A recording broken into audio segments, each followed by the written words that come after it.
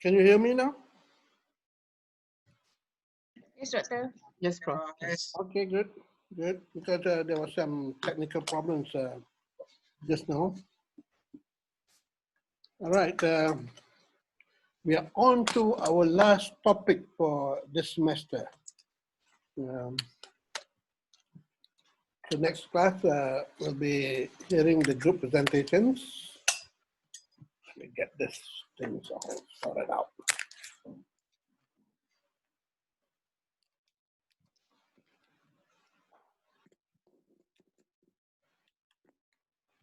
All right.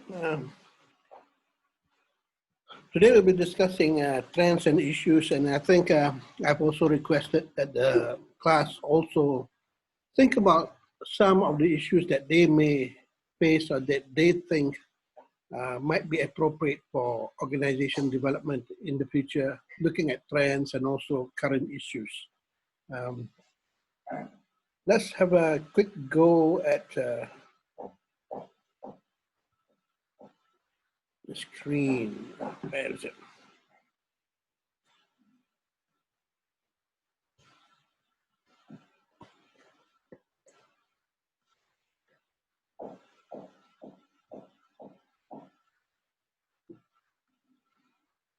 Okay, straight to the conclusion. Okay. All right. Today we'll be discussing issues and development. I think I'll just quickly go through the slides. And if there are any questions, you're free to stop me and then ask questions anytime. All right. These are some of the considerations for OD.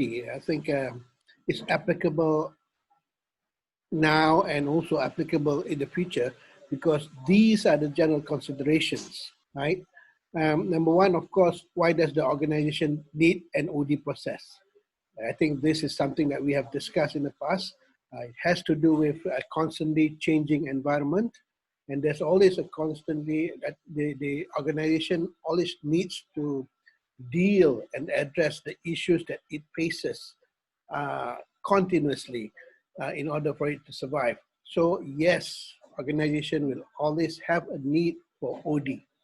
And in fact, the process of OD, like anticipating needs and also identifying problems and later on finding solutions through interventions and monitoring is a continuous process because there will always be a need for change at the organization. As such, all organizations in general would need an OD process, also considering that organizations go through life cycles and at different phases of their life cycle, there will be different requirements and these requirements need to be addressed eventually to ensure that the organization will continue to survive, right? So how will OD process be implemented? Generally, of course, when you talk about OD, OD is a process that deals with facts, deals with data. You need to find out what is actually happening to the organization. And if there are any issues or problems, then you need to identify what are the issues and where are the issues coming from, right? So an OD process will always begin with a need that is usually addressed through either an environmental scan or basically through a diagnosis. So problems are always identified through a diagnosis, and then you actually verify and validate the problem, and then only you start to implement interventions in the organizations. Who are the stakeholders, right? So the stakeholders are generally anyone who is involved with the organization or associated with the organization, right? Primarily, when we talk about OD, of course, number one would be the people who will be directly involved in the change process. And these normally would be the employees themselves or members of the organization, right? And because we deal with a human intervention because OD is a human process. And as such, we must always consider people. So who will conduct the process? Usually we identify what we call a change agent, right? A change agent is the one who will champion the change, who will be responsible for the change process, right? So in the end, he or she will be the one that will implement the program and be accountable for the results, right? So the responsibility lies on the change agent, or what we call the champion of the change. Who will be affected? As we know, the organization is a system, and as such, any change in any part of the system will affect the total organization. That is why we always consider that it is an organization-wide effort at organization development. Will the process be supported? Well, who supports the change? And that will be, of course, number one, the management, right? The management is always involved in the change process because they are the one who will support and also provide the resources that are necessary. And if they do not support the change, nothing will move. And of course, you also have to get the support of your employees, because the employees are essential on, for them, because they will be affected by the change. So in general, these are the stakeholders of change, and they will be the one who will support the change, right? What types of interventions are required? Well, of course, it depends on the diagnosis and depends on what the issues are. By identifying whether the level of interventions is at an individual level, whether it is at a team level, whether it is at the organization or systems level, and whether it involves the number of people that will be involved in the change, right? So when we talk about, for example, the biggest change would be an organization transformation. So a transformation program will not only affect the organization, but it will also affect the customers, right? Think about, for example, the after sales service that you have guaranteed the customers. These will also be affected by any organization transformation, and we have to always consider that, right? Will the interventions match the organization culture? A very important part of it will be the organization culture, because it deals with the assumptions behind what works in the organization, right? And of course, any intervention will be dependent on the organization culture, because that is the most difficult thing to change, right? Uh, if you look at organization culture that comprises the artifacts, the espoused value, and also the underlying assumptions, then you will know that it is a very important part of organization development, because that will have implications on any change processes that is instituted in the organization. Right? Does the organization have the resources, including the time and effort, to implement the OD process? Definitely, resources are very important. Without the resources, number one, of course, you need to have financial resources. And the other thing is that, do you have the time to institute the change? Are people going to commit to that change, right? Because there's always an effort that needs to be had if there are an organization change efforts. So resources are very important, in the sense that if there are no resources for change, then change will not work. And finally, how will the organization know if the OD process works? And this is what we did last week in discussing the evaluation, primarily because an evaluation determines whether the goals and objectives of the change has actually been achieved. But not only to look at the achievement of the change process, whether you have actually achieved the objectives of change, but you will also want to look at any side effects, right, that the organization may have experienced as a result of the change, right? We look, for example, at WhatsApp. Recently, I think you noticed that a lot of people have been moving to Telegram. I think within the past few weeks, I mean, just the past week alone, I think there are about 500 million people who have joined Telegram. Why? Simply because WhatsApp have put in a requirement, or at least to get people to agree that anything, any information on WhatsApp can be shared to Facebook, right?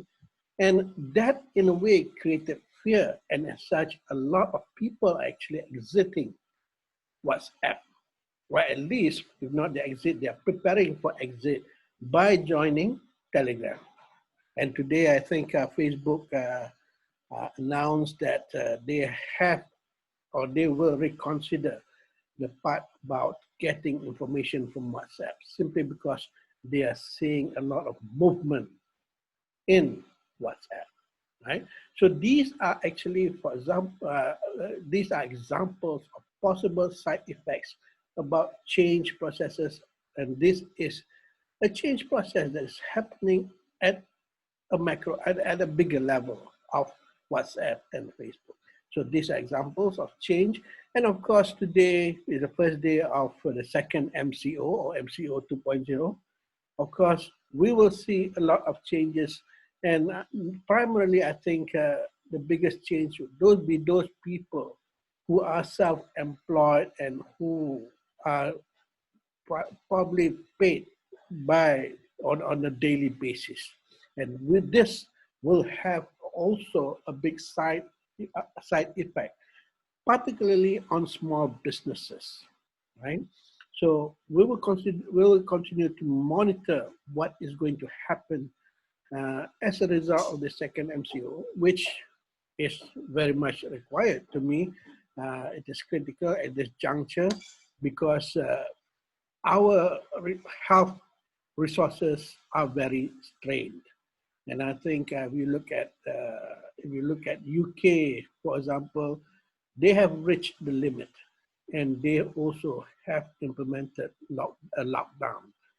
So I think Malaysia also, we have reached our limit in our health resources, and it is very important for us to have this MCO, or second MCO, in order at least to help reduce the number of reduce the infection rates. Okay, so OD, as we know, these are always considerations that we have about organization development, especially in a change process that is is continuously required for any organization, simply because organizations grow and they interact with an environment that is continually changing, and as such, they also need to change continuously in order to survive. Okay, um, did we miss any slides here? Okay, no. All right. Um, these would be some of the macro processes. It is not an exhaustive list, but I think these are the more important as important forces of change that works on organization that requires it to change, and as such require and probably an OD process continuously, right? So changes in technology, we know that technology now changes at a very rapid pace. In fact, when we talk about technology, we probably talk about the half-life of technology, for example, right? The half-life of technology used to be years, 5 years, where we talk about half-life, 50% of the technology has become obsolete in a certain period of time, right? So there is, I mean, when we talk about, just take for example, uh, and all of you might remember SMS, the short messaging system, right? Anyone using SMS now? Very few, right? I think when we talk about the 50% obsolescence, then we talk about the number of people using SMS being halved, right? So the total number of people at the beginning right? Or at the peak rate, at the peak of use, at the peak level of adoption. That means if, for example, 300, if, for example, well, we have about 500 million people using using SMS as a peak. So within, for example, a period of 2 years, then 50% of those using SMS would have stopped using SMS. And as such, we say that the half-life of SMS is 2 years. So the half-life is generally how long it takes for the number of people in this case to stop using SMS. So 500 million people in the beginning at the peak, and then when half of them stop using SMS for that period of time, that would be the half-life of that technology, right? And if we notice right now, right, the half-life of technology is probably not in years anymore. Some technology go through a half-life in just a few months. That means within just a few months, 50% of people using that technology would have stopped using that technology, right? SMS, WhatsApp, and right now we are beginning to see the reduction of number of people using WhatsApp, for example, right? Soon WhatsApp will slowly begin to be irrelevant as a social media tool, and other applications will begin to take over. But the number of years those new applications stay as being relevant is usually also very quickly reduced. And that is what we call changes in technology, right? So the change in technology, especially when you talk about ICT right now, is tremendous, right? And we can think about organizations that actually invest in any technology that they use, right? Uh, well, when we talk about, for example, airplanes, right? Remember when Airbus launched A380, right? That very big plane. A lot of organizations, a lot of airlines ordered the A380. And then you begin to see within a number of years, these airlines stopped using A380, including if you look at Mars, for example. Mars used to fly the A380 to London and New York and Los Angeles, right? And then now they don't fly it anymore simply because the cost of flying it is very high. And now we see, for example, that a lot of airlines are beginning to use or beginning to consider the use of more economical planes, such as the Boeing 787, right? So these are the changes. But now even the 787 is off. A lot of the 787 are being put to rest simply because no one is flying, right? So changes in technology is something that always have to be considered in any organization. Of course, the other one is constant change because the environment is constantly changing. And when we talk about, for example, the pandemic is something that is it's a very significant part of our life, a significant part that contributes to a lot of change, not only in the lives of people, but also in organizations and how people work and how people socialize, right? So this is something that is changing, and we have yet to know how effective will the vaccines work in addressing the pandemic. I suppose, yes, it will probably be able to curb the infection rate, but at the beginning, if you still remember last year or beginning in 2019, when we first heard about, at that time we call it the coronavirus still before it was being given the name COVID-19. Uh, I think we did not anticipate the effect to be this big, right? A lot of people think of it as being, well, it's a coronavirus. We've had SARS, uh, the a lot of issues, a lot of respiratory syndrome diseases in the past. For example, SARS and also the Middle East respiratory syndrome, or SARS. Why SARS? Anyone recall the what SARS means? Uh, so it's also a respiratory syndrome, but those syndrome are not, those respiratory diseases are not as, I suppose, virulent and not as infectious as what we have in COVID-19, right? So just COVID-19 alone not only change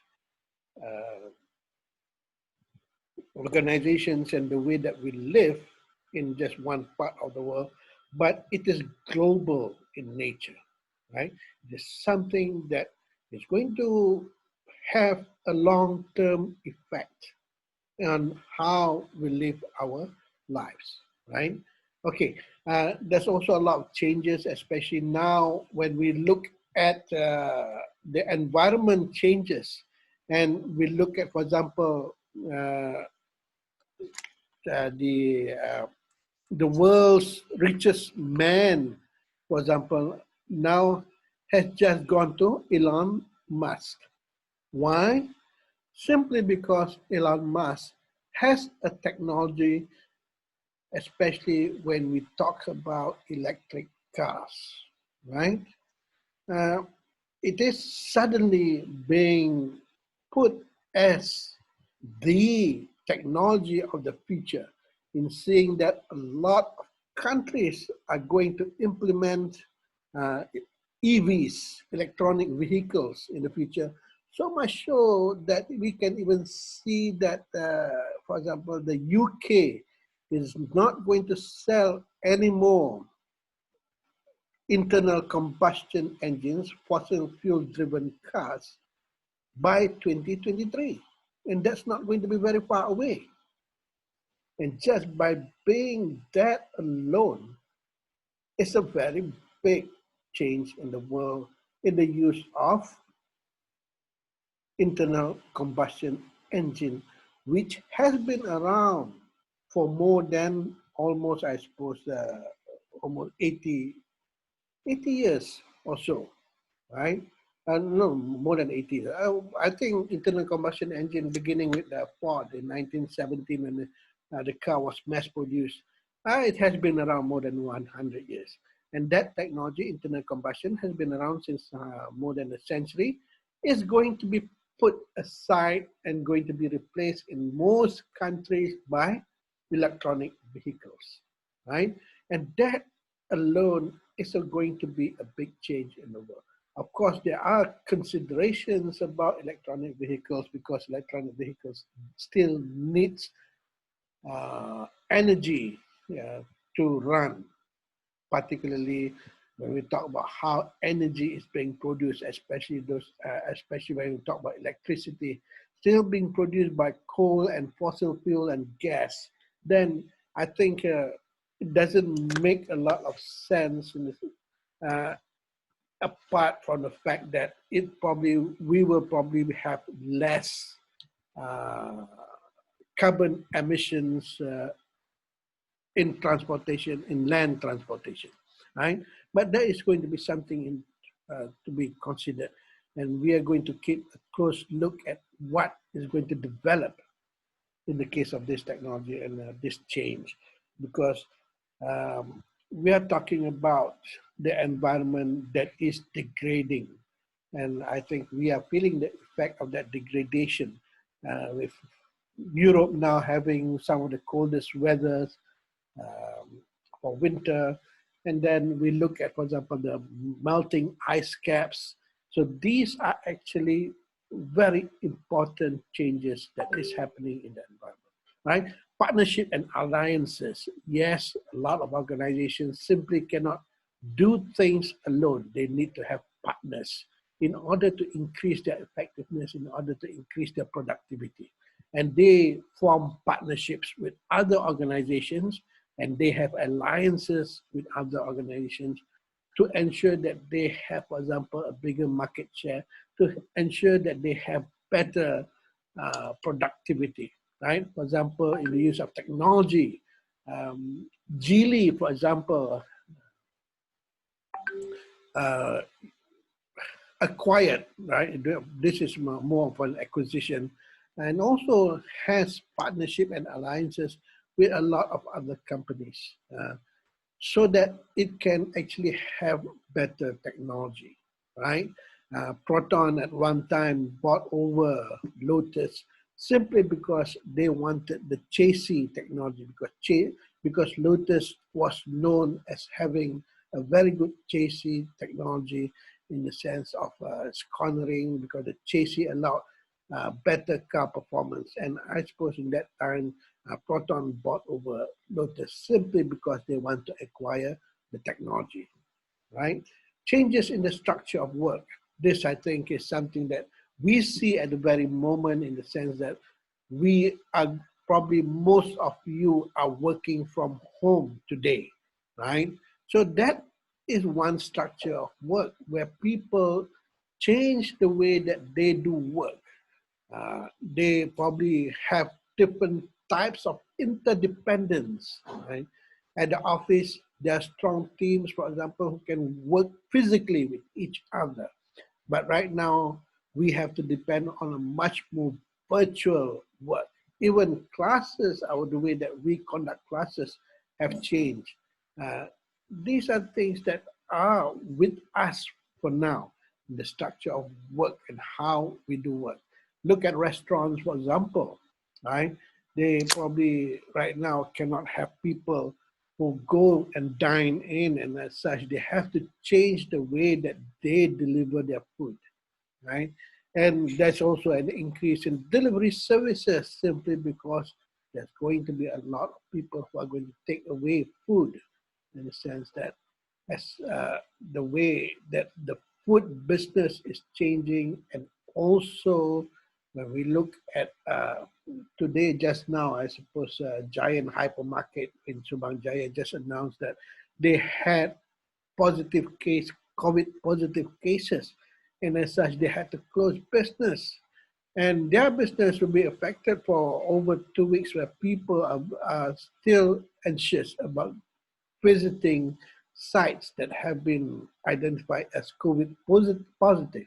And this in itself changes the structure, because yes, businesses will be affected, and organizations have to respond to these businesses that have been affected, right?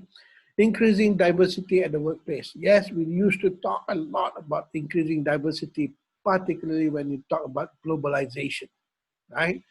And also right now, I suppose we are talking about diversity in the sense that used to be the workplace was dominated by men, and as such, it was more of a you know male-dominated type of workforce. But right now, we're beginning to see a lot of women entering the workforce, and there is changes in that, right? Uh, the Malaysian civil service is still dominated by Malays, I think, but this will be slow. I don't know. I anticipate a slow change. It used to be dominated by men, and now a lot of women are working in the civil service. Not only used to be the support services, but now there are more of the professional and uh, management services that are slowly being taken over by women. So women in the workplace is one issue, but we also talk about a multi-ethnic workforce.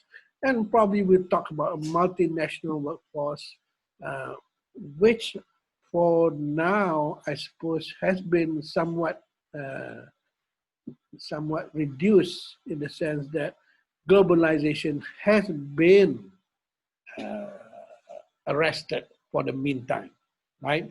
Shifting age demographics. Well, this is something also that uh, we consider in the sense that if you look at top management, we used to be based a lot on seniority, right? But right now, I think there is an emphasis also in ensuring that the performers are getting to be promoted into higher positions much more rapidly, simply because one, that there is that emphasis on the retention of talents, right? Which is a very important uh, element in a lot of the organizations because there is a need of high performers in organizations. And as such, seniority does not, or at least has become less important in a lot of organizations.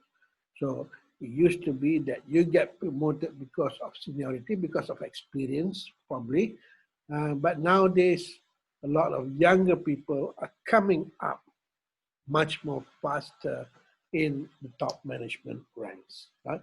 So these are some of the changes, and I'm sure that most of you can think about other forces that are working on organizations and also other examples on each of these forces, right? There are lots out there that you can discuss, that you can look into, that you can analyze. And these are some of the macro forces that are impending on our organizations. These are the challenges. Of course, we can look at it.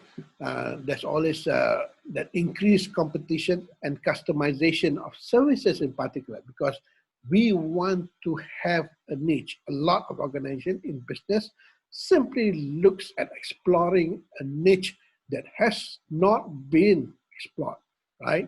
Grabs, for example, we look at, for example, Grab, uh, Food Panda, and all those delivery services, there is a need to look into how how products can be delivered to people in an online, in a virtual system that is being given emphasis right now, and people are finding that it is getting to be much more convenient to be done right now, and that's beginning to become that a lot of competition in this, right? It used to be competition in more brick and mortar type of businesses, but right now the online businesses is getting a lot of people to be involved in, and they have to find a niche where customers get special services that are tailored to their needs. And I think this is where customization comes in, right?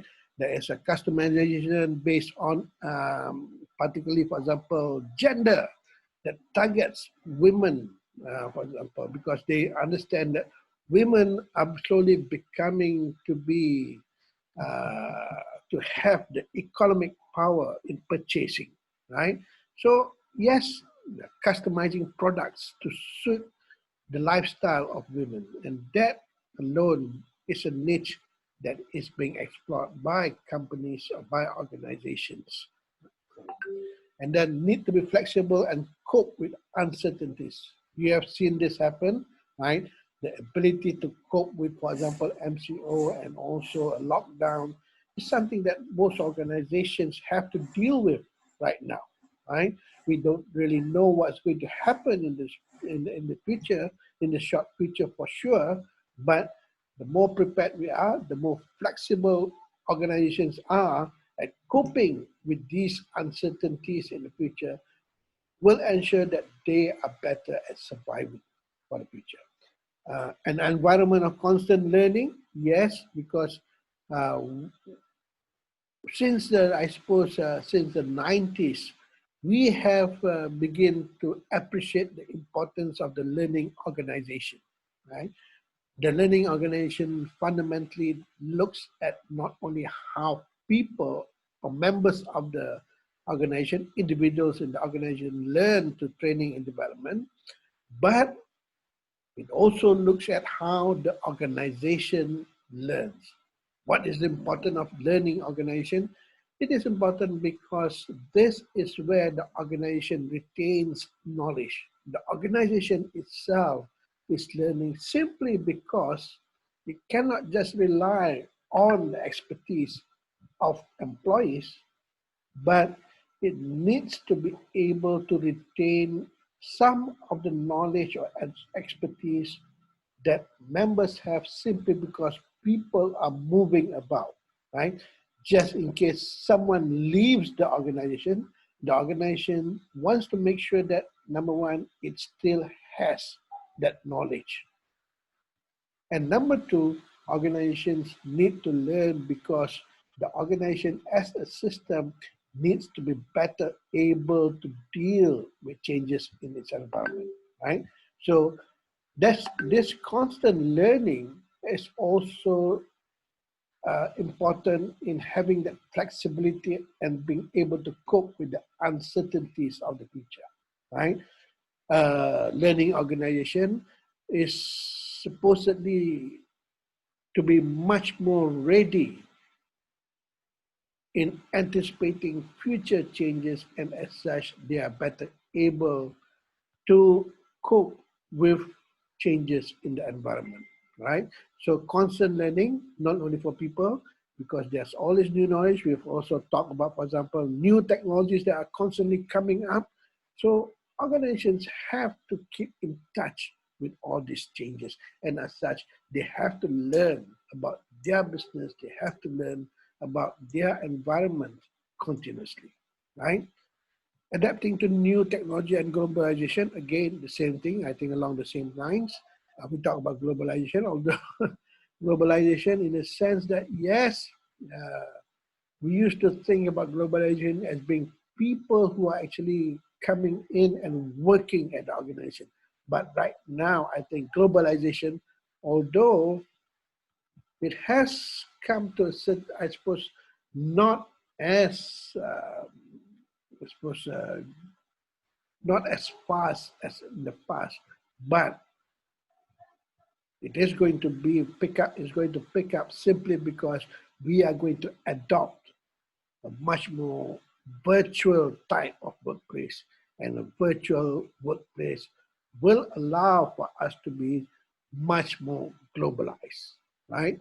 If you look at, for example, all the IT companies, you look at Google, you look at Microsoft, and all these new IT companies that are coming up, Baidu in China, for example, uh, I think they have to deal with a globalized business environment. Developing new management competencies, yes, simply because we have new technologies and new ways of doing things. Now, managers are doing things differently. They are looking at new ways of doing work. We've talked about a change in work structure, and any change of work structure will require a new management approach, and any new management approach would require competencies. Managers now are expected to be much more technically adept and technically competent. They should be able to use the computer. They should be able to use the to be ICT knowledgeable now, right? Because almost everyone is the going to have to work with mobile devices, for example, and they should know how to to work with mobile devices. And this is a new requirement for management, right? And of course, there's dealing with the new normal. This is a new way of doing things simply because as a result of pandemic, that probably we need not touch more because things are changing a lot, and we are in it right now. A few emerging trends, right? When we look at interventions, these are some of the interventions that are most used nowadays. One is, of course, the first few are very much structural in the sense of mission and vision statement analysis. I think a lot of organizations, especially in the beginning of the century, are beginning to relook at their core businesses and also how they are going to be, I suppose, performing in the next few years. So we have 5-year plans for organization, 10-year plans, simply because organizations need to anticipate what is going to happen in the future, and they need to develop strategies to be able to deal with future requirements and future goals of the organization. Mission simply talks about what they need to do, right? So there is always that importance uh, in strategic development, in strategic leverage to make sure that they are able to continue to exist for the future. And this is the importance of mission and vision statement. I think most organizations, including UPM, uh, are always undertaking this vision analysis. What are we doing? Are we actually going to remain relevant for the future? And this requires that strategic planning, which is very much important because in UPM and also in most organizations in Malaysia, we have, for example, the Hala Tuju, looking at the future. Where are we going for the future, and what do we need to do to achieve what we want in the future? And this is where strategic planning comes in. We look at what we have achieved right now, and we look at what we can do in the future, right? So that balanced scorecards, for example, is becoming very useful in looking at what we need to achieve for now and what we need to achieve and for the future, and how it is going to contribute to the future development of the organization. Reward and recognition. I think these are some of the soft parts, the softer skills, the softer human element that is being given emphasis right now, right? Because I think it was not long ago that we begin to consider talent retention and talent development to be an important part of organizations, right? I think organizations like Google, for example, and all those IT-related businesses have understood the importance of having high-performing employees, right? Employees who are very productive, and these productive employees need to be retained because they can easily move from one organization to another, right? They are simply very transferable. They are in high demand. And as such, we have to reward them and recognize that they are an important, I suppose, resource to the organization, right? Change management, and this is where OD comes in primarily. We see, for example, a lot of organizations now are beginning to have a change management division in the organization itself, right? Uh, because these units or these divisions in organization are simply tasked with looking at changes and anticipating change, and also in implementing change processes within organization. And change management has become much more important than it was last century, right? Not many people, well, think about change as being an important part of the organization, and they just simply look at, for example, recruitment and also staffing and also uh, remunerations and so on. But right now, I think change is being considered to be very important part of organizations simply because people are beginning to realize that they need to address changes constantly, right? Leadership, always very important throughout the years.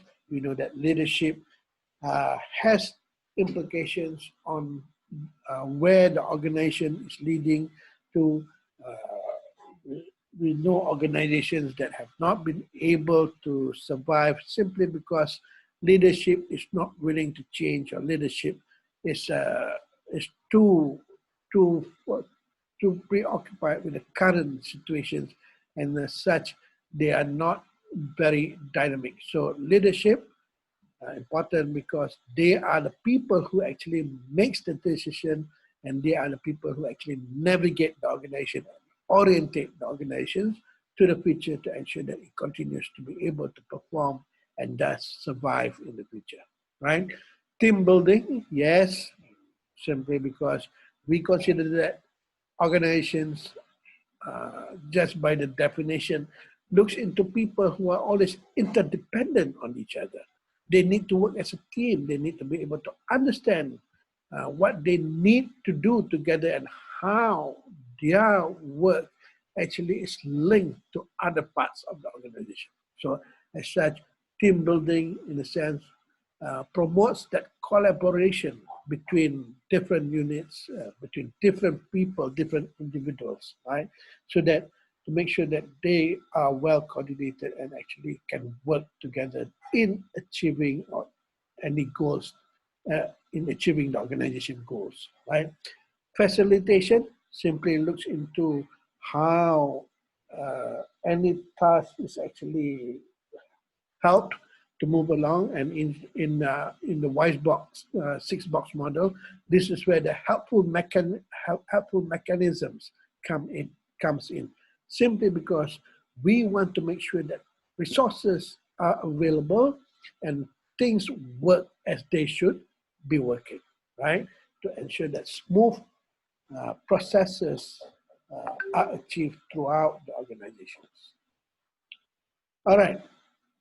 In looking at expanding of the use of OD, I will talk about five trends, I suppose.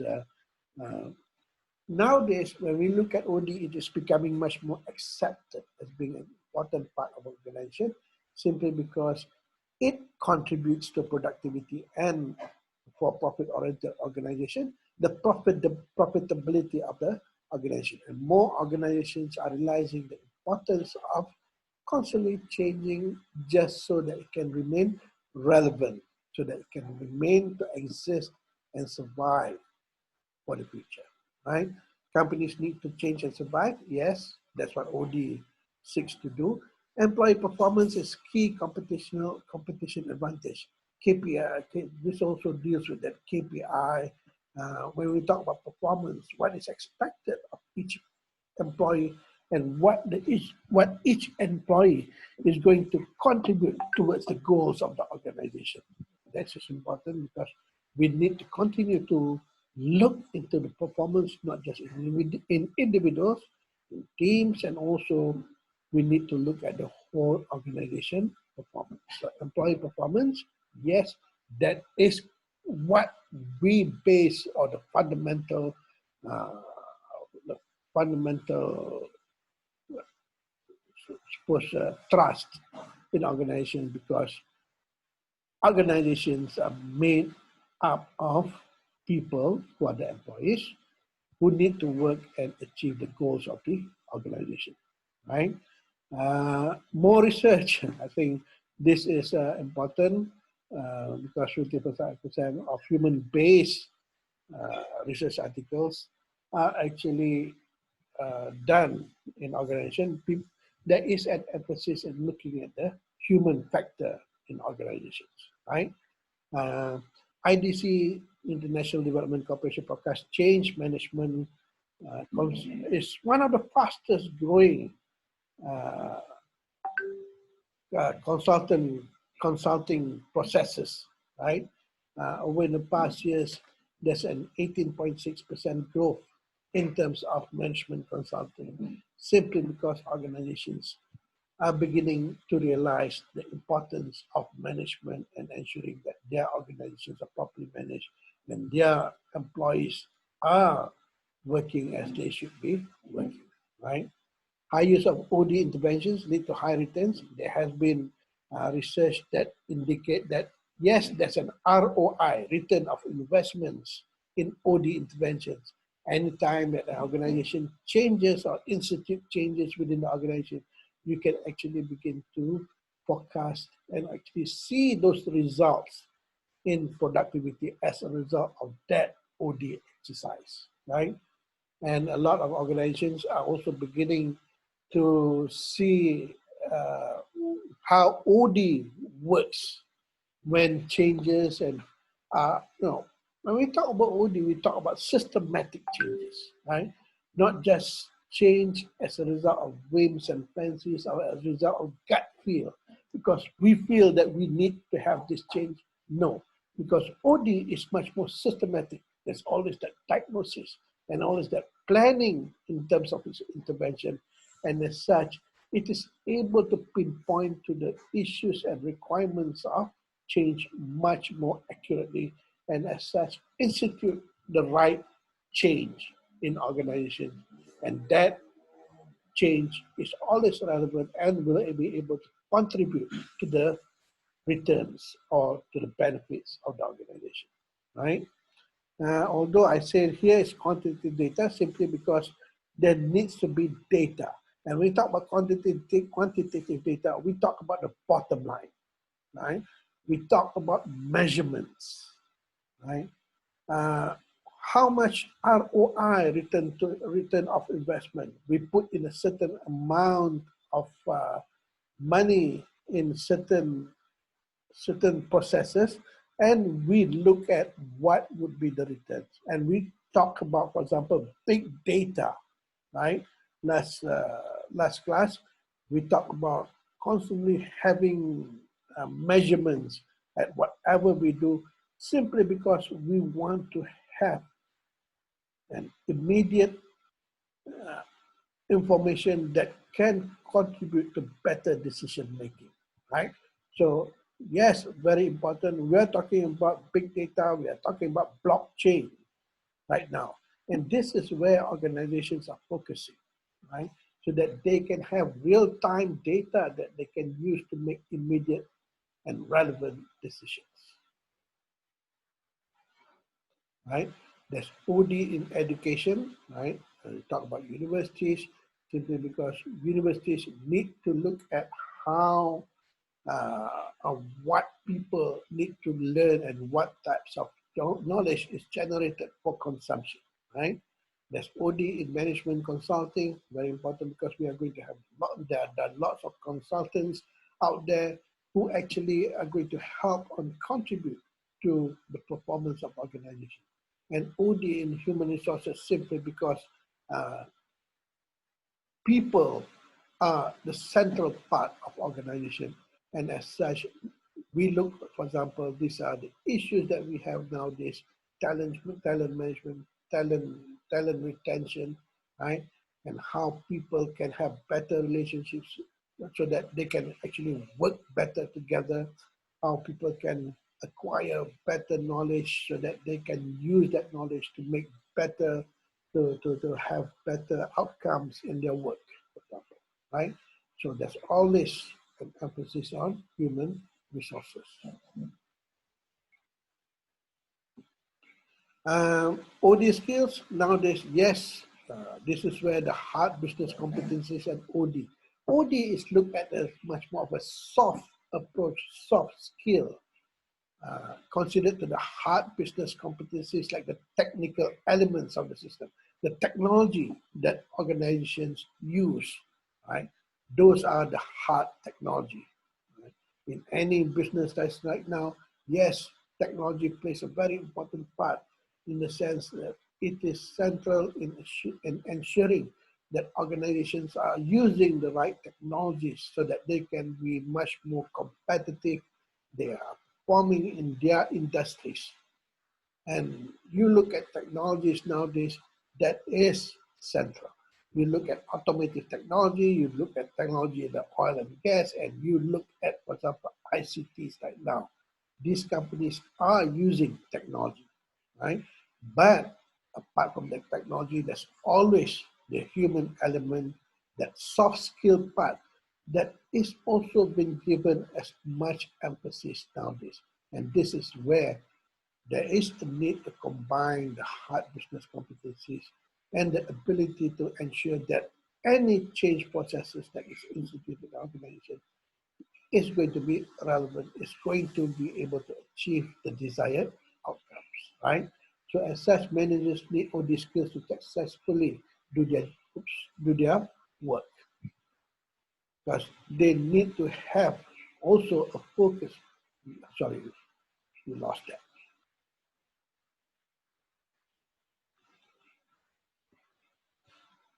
right?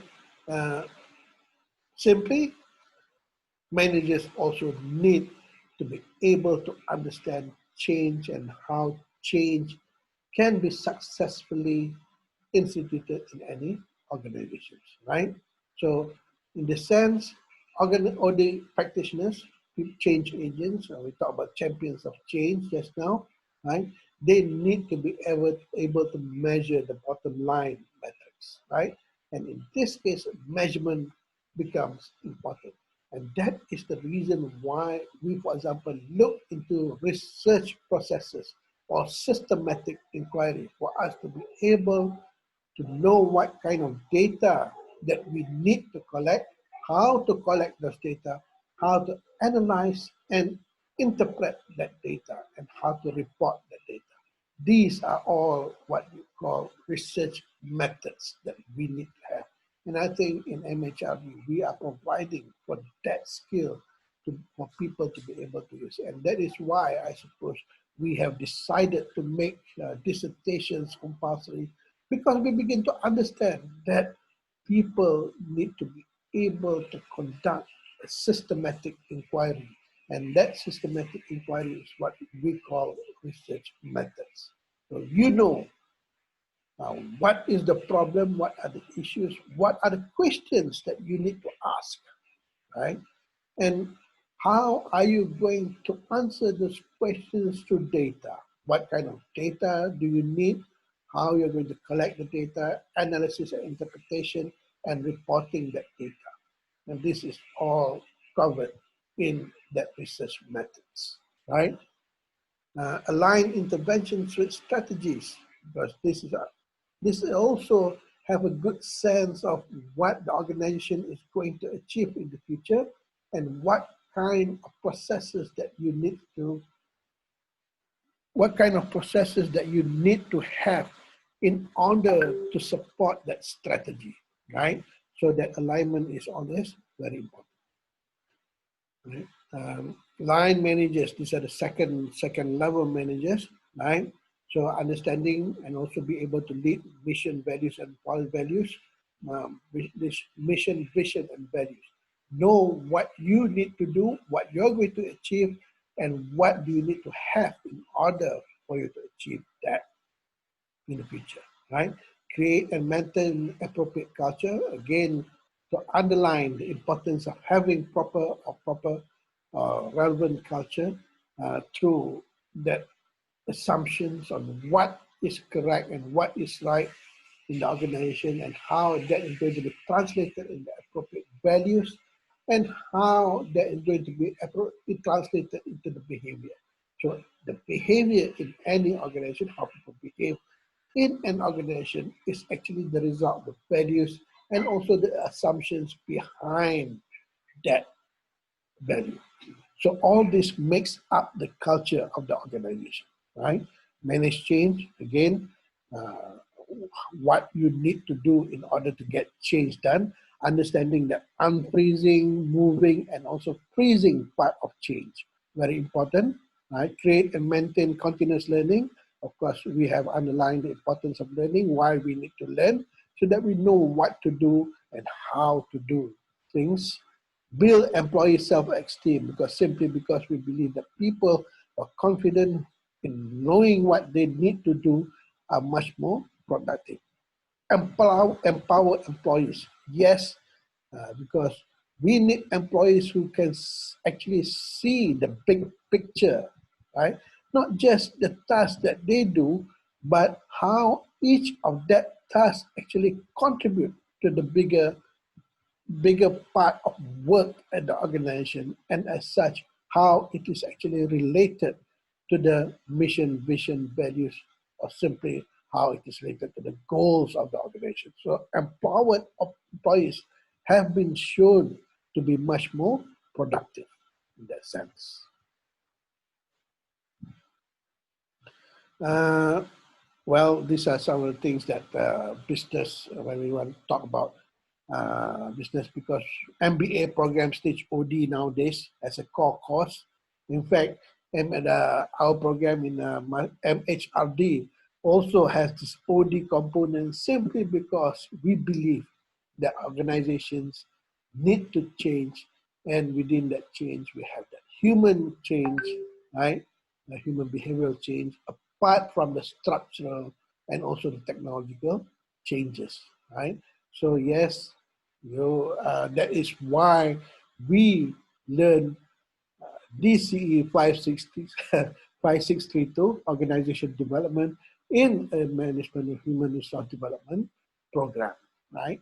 OD in project management, simply because projects, yes, this is another subject matter, project management, but in any project management, to ensure that the project is able to fulfill or to be completed on time, there is also an element in organization development, simply because there's always change that is involved in any project over a period of time. Management consulting, we talk about consultants who look into changes in organizations and those who actually require. We have talked about consultants, and we have in fact listened to some consultants like Dr. Norisham Alvi, and these are the things that they do in organization development and how they actually help organizations to improve themselves so that organizations can perform better, right? Um, well, this is probably an issue in the sense that OD is perceived as too soft and has a bad reputation. Too soft in the sense that OD simply because it is human oriented, it looks at the human aspect and has a human approach to change, right? So all the people who are actually looking into the technology and all the hard sciences of businesses consider the human approach as being soft, right? Yes, this was the view in the past, but as more organizations begin to realize the importance of the human touch, and thus we organizations have begun to understand the importance of soft skills, and that's why we are beginning to hear more about soft skills nowadays, because we believe that what makes the organization move is not necessarily the technology that you use, because behind those technologies are always the people behind it, right? And this is where we are beginning to move forward in putting the importance of things like human resource development, and also in this particular case in terms of organization development, right? So in this case, the OD practitioner needs to understand strategic. So in order for the OD practitioner to be successful, they need to understand the fundamentals of business, right? Business functions, they need to understand strategies, because not only in business organizations are these things important, you look at any organization, be it also public organization, there is always that concern is strategy, right? And strategy alone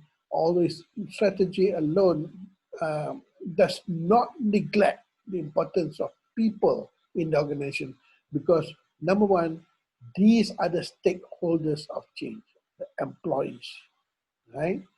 If you are not able to convince and buy in employees, then most change efforts will not work, will not be successful, right? So you always have to tackle the human element in any system to make sure that that system is going to be successful, right? You talk about ISO 9000. What does ISO 9000 looks at, right? it tries to get people to be committed to doing ISO 9000. Because if people are not convinced that ISO 9000 is important, then it is not going to work. People are not going to document. People are not going to follow the procedures that are being put into that ISO 9000, right? So people always play important part of any organization in any organization change processes, right? But for the OD practitioner, they also need to understand the business functions of the organization, right? They need to understand the core business and how that core business is achieved through technology and achieved to the organization through organization structure. And this is what management is all about, right? Sell services better by speaking clients' language, right?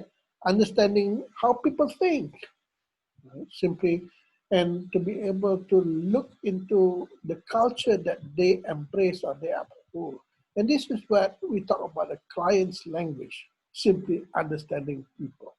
We talk about clients, we may talk about the customers, but the employees or the people that you are going to be involved at changing, the stakeholders are your clients. You need to be able to understand that, right? You simply cannot institute a change without consideration for people, without consideration of the human element. Measure OD interventions and bottom line metrics. This is where you need to know measurement. You need to know what bottom line is. You need to know how to measure, for example, profitability, productivity, leverage. And these are things that you will slowly pick up as you think about management, right? So it is not just in understanding the human element of the organization, but you need to also merge those human elements with the hard line of business, right? Research on ideal OD grad programs. Um, what we need to do. So this is where you learn OD in universities and what you need to learn. And I suppose in 5632, we try to get a sense, enough sense of what we need to teach in OD, right? And these are some of the areas that possibly when we talk about just human and part of change, we need to look also and understand all this, but finance, right? A very important feature in organization development. When we talk about performance, there's always the consideration of financial performance, right? There's always the consideration of return of investments that is always translated into that monetary figure, right? Business management, looking into coordination of work, planning, and also being able to understand at least the account or statement of accounts, right? So at least these are some things that we look at. Uh, Operations, how things are done, what we need to do, right? So looking at how workflow, for example, and these are part of operations, and the use of tools and technology and how systems work. Evaluation, simply by being able to measure the outcomes of any processes, right? And this is where evaluation comes in.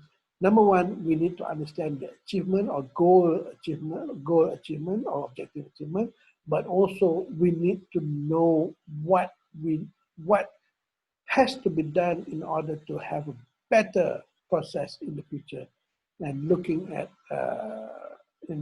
improvements for the future, right? Information systems, how we work with systems. And this is where we talk about big data, we talk about data retrieval, we talk about access to data. We need to look at what kind of data we need to have in order for us to analyze. So these are the information systems that we work on, how we can get to data and how we can access and process the data so that it becomes useful information for us to base our decisions on in the future. Okay, we've talked about this. I think measurement needed to advance the field. A lot have been focused on measurement, how we need to know data. And that is why I suppose when you do your assignment, always look at numbers, right? Numbers are useful in the sense that it shows what happens and what we have achieved as a result of doing something, right? So measuring any I suppose, process is always an important part of managing change. So whenever you want to do a management, change management process or change process, you must always think about what needs to be measured. Because in the end, top management wants to know what have you achieved and have their investments in money, time, and effort actually produce an outcome that is going to be useful to them, right? Has productivity increased? And again, you need to show figures in order to convince these people, right? So always think about measuring. And this is all about, we talk about research, right? We talk about using balanced scorecard and ROI, right? Balanced scorecard is about numbers, right? What we have achieved. KPI is translated into numbers. How many, how much, what have we achieved, right? Always numbers that actually indicate the progress or the change that we have actually achieved. Right? Uh, Whole system change and culture change, right?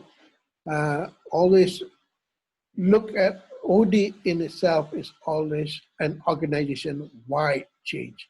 It looks at change from the total organization perspective because we just don't look at one part or isolated units within the organization simply because any change in any part of the organization will have an effect on other parts of the organization simply because the all and that is something that we always have to remember that an organization is a system, and when we talk about systems, any part of the element within an organization is changed, it will have an effect on the total system, right?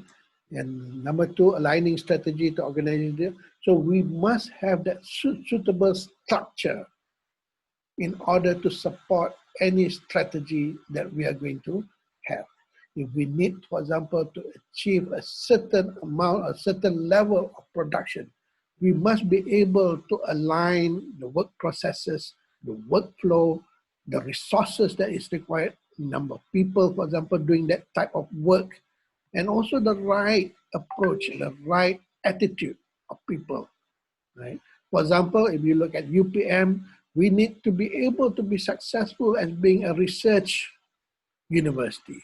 We need to be able to achieve a certain rank within the ranking system, right?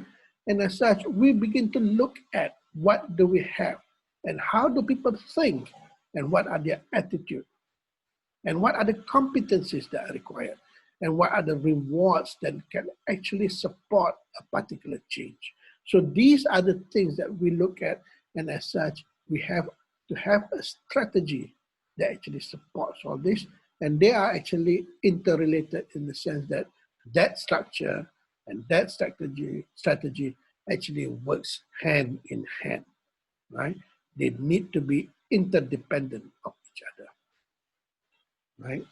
And when we look at OD, for example, to be much more effective, simply if you are to be a, well, if you are a university, to be able to produce much more published materials, to be able to produce much more knowledge, to be able to participate in research, right? In other words, to be more effective, translated as to be able to be ranked higher, right? Of course, you have to work at it. Right? We have been working at it since, I suppose, if I can pick out a date, we have been working at it since 1994, trying to work towards being a research university and trying to work towards attaining attaining a better reputation among higher learning institutions. This has been going on now for over 25 years, right? More than a quarter of a century doing it. And this is where we have achieved and where we have actually grown from just used to be UPM used to be number 5 uh, ranked university among public universities. Number 5 in the sense that when we go for UPU to get students, we will be usually be the last to go out simply because we have to continue to to choose students who want to enroll in UPM.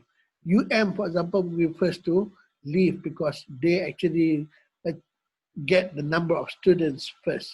A lot of students apply at at UM that time, and they just choose the best. UPM, among the 5 public universities then, was always the last because I think not many students chose UPM as a higher learning institution. But nowadays, I think we have been able to change that. Only number 2 to UM simply because we believe that UM has been at it for a longer time, right? Uh, I suppose we, of course, will always have that UPM will always have that goal to be number 1. But at the moment, still good to be number 2, and I think we are going to progress much more in the future. Uh, to do that, we must have that proper that strategy and continued effort at becoming number 1.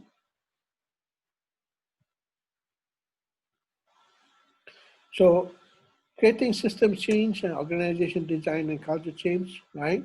So we've talked about flexibility in the sense that we are able to change on the move. In fact, when we talk about business nowadays, business is emphasizing a lot on flexibility to be able to respond to changes and not be stuck in one way or the other, simply because rigidity is not going to be uh, to be to be useful in organizations. They need to be able to change and move very fast. And as such, they need to be able to be very responsive to any changes within the environment. And to be able to do that, we must look at what are the core competencies required. That number 1, you need to be able to not be knowledgeable. That is always a core competency, right? To know what is going on, to have the ability to do what needs to be done, right? Work in teams. Teams are becoming to be much more important nowadays simply because teams bring people of different capacity together, people of different competency together. So compared to one person who's looking at a particular issue, teams are assumed to be able to look, to have a better perspective on any issue simply because there are different people from different backgrounds and different competencies who can contribute to better solutions of the problem, right? Constantly develop core staff. This is where that talent retention is being bandied about, or talent retention is being talked about, talent management, right? To be able to have good people at the central part being the trust of your organization. Again, that retention, right? We need people who are reputable, people who are known, people who are good at doing their things, right? Emotional intelligence, another thing. This is where, for example, we talk about, sorry,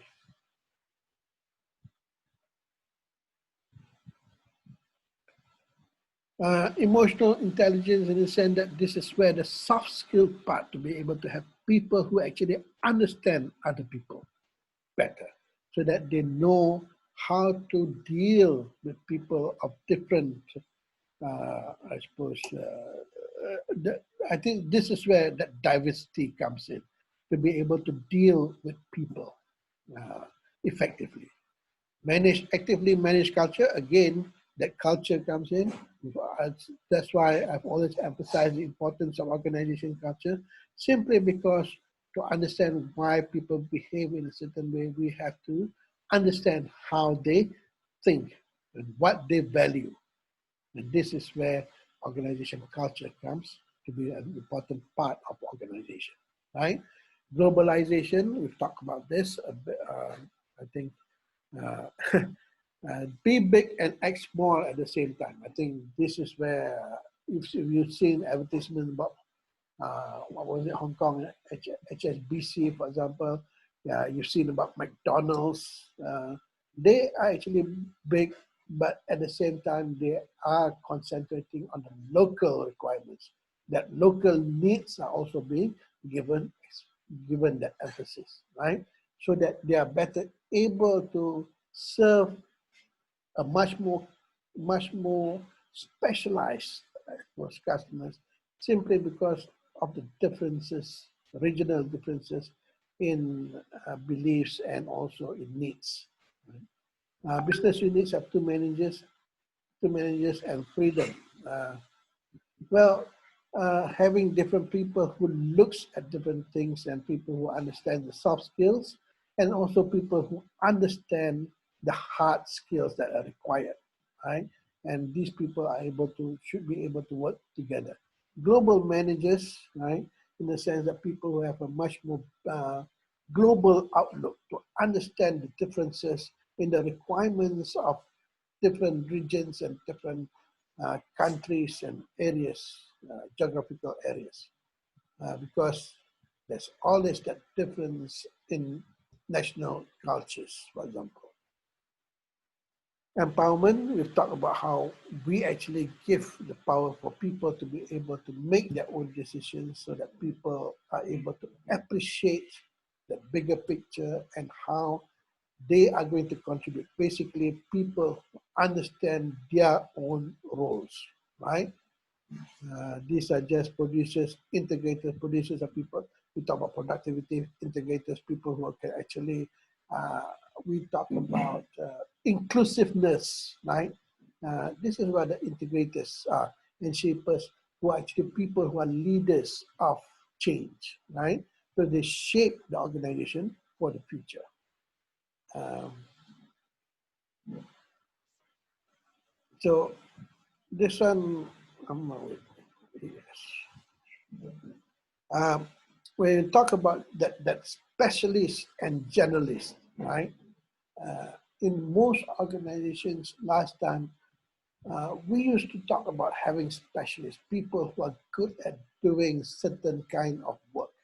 But nowadays, when we talk about multitasking, for example, we talk about people who can actually do many different types of tasks, many different work, who have a better understanding of the total organization rather than just one small part of the organization, right? Um, 50% performance and 50% modeling values. This is also directed at organization in how we are going to get people to perform. We must understand their values, what they consider to be important, right? And this is what we deal with when we talk about culture change. Implementation, this is again that designing the organization, right? We talk about vertical organization in the sense we talk about the authority, we talk about decentralization, we talk about the hierarchy within the organization, we talk about delegation of, and we talk about the span of control in the organization. So that is actually the vertical organization that we always have to understand how the organization is structured, in the sense that how people within the organization can actually do work and be organized and be managed within the organization.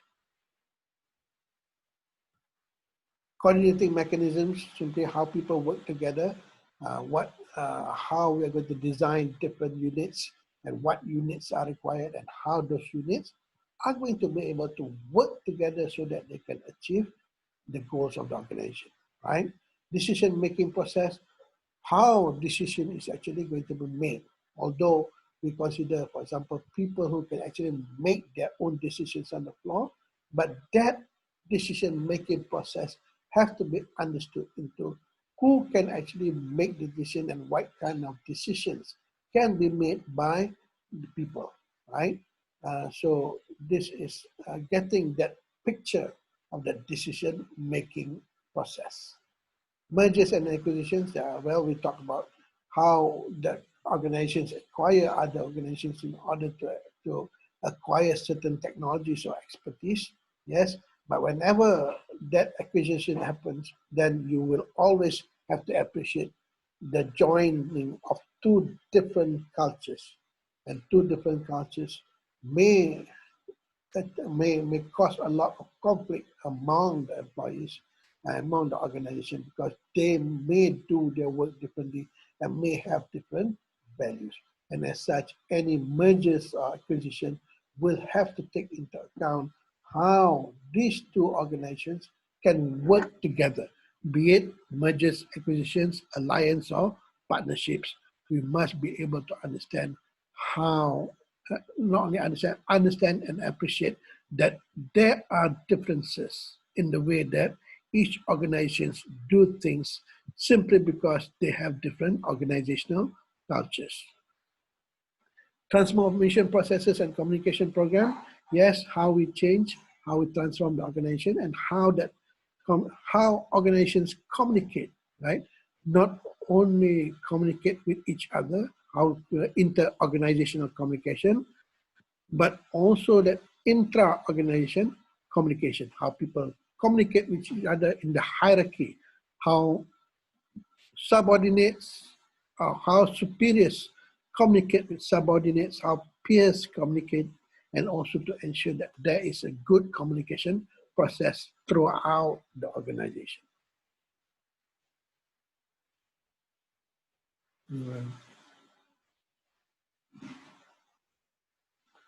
Well, simply going on, going on into culture and partnerships and alliances.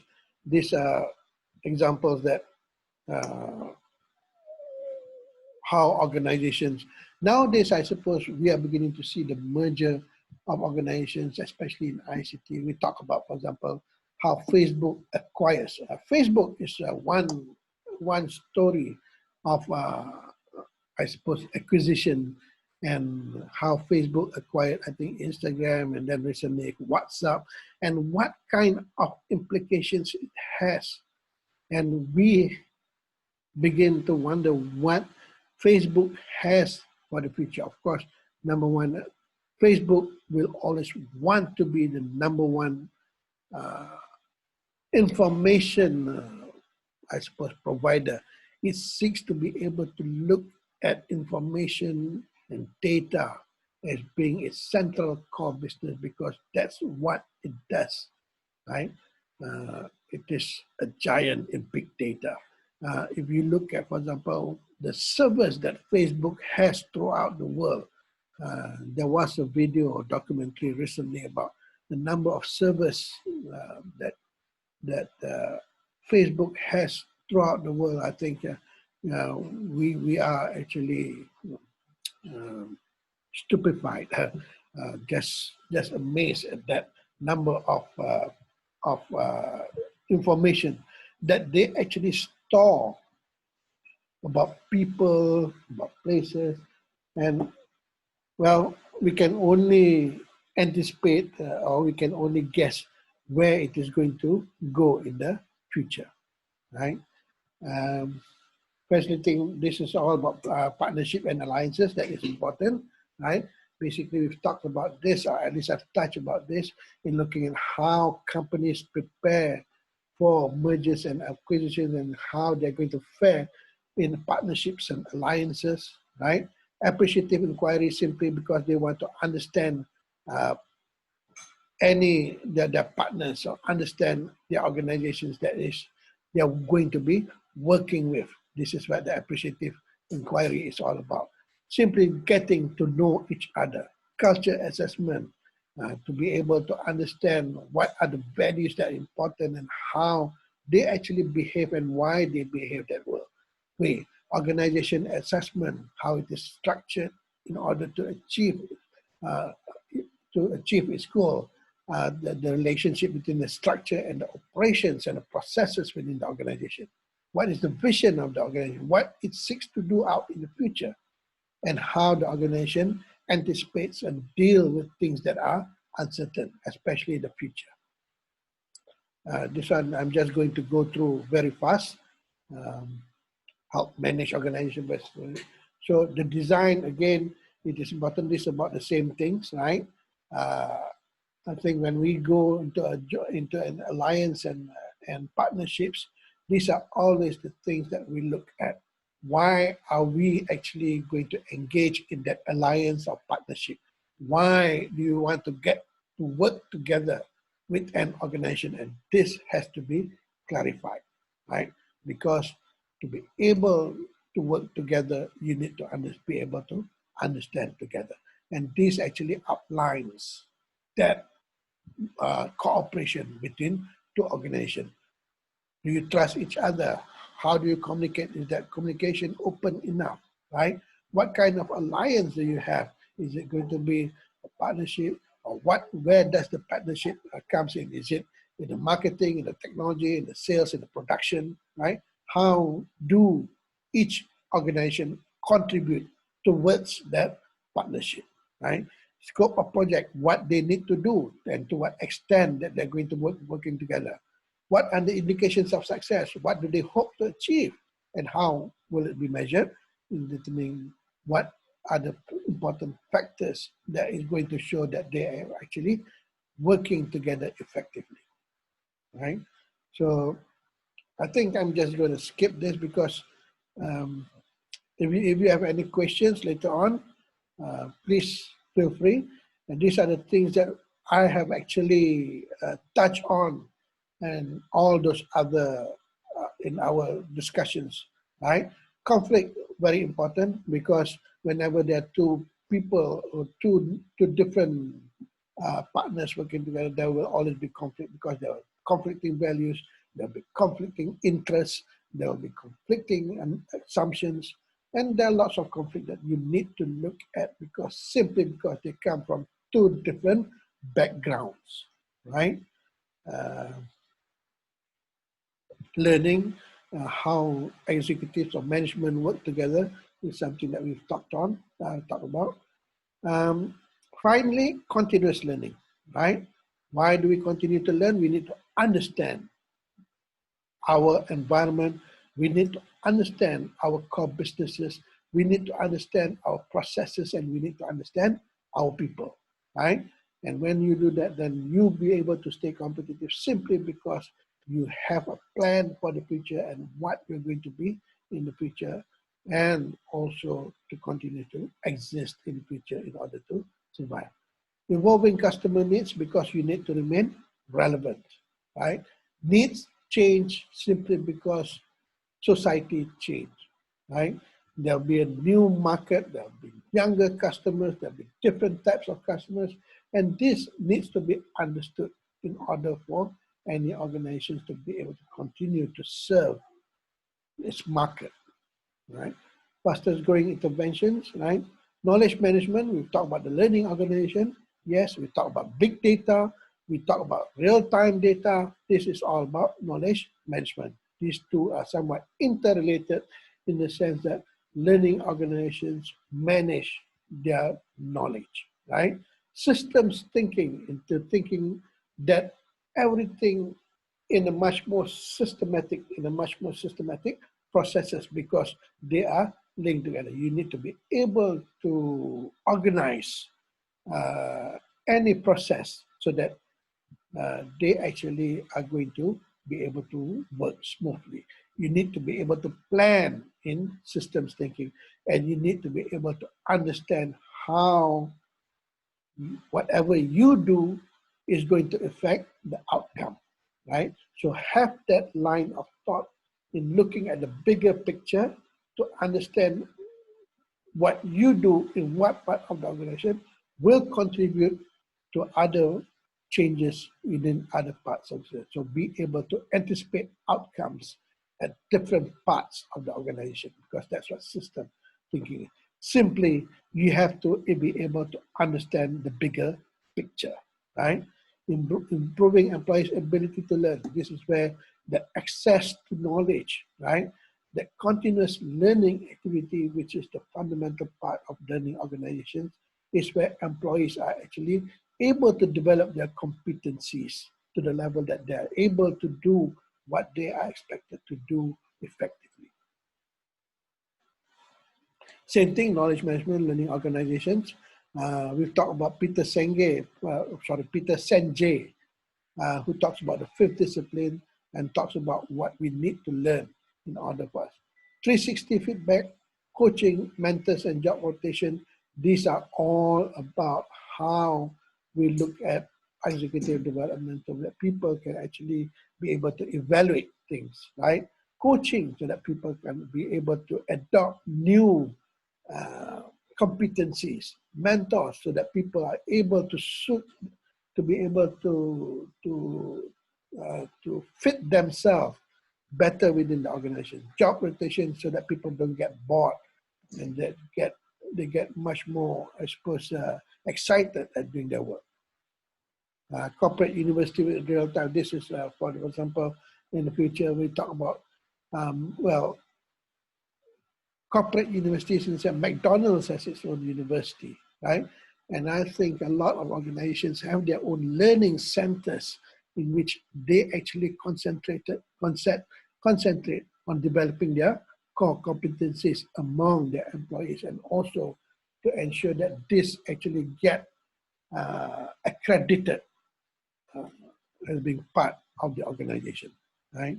Community of practices. When we talk about community of practices, we talk about people who have the same, I suppose, doing the same thing within the same industry, right? We talk about community of practices in the sense that people who use similar types of knowledge in their work, right?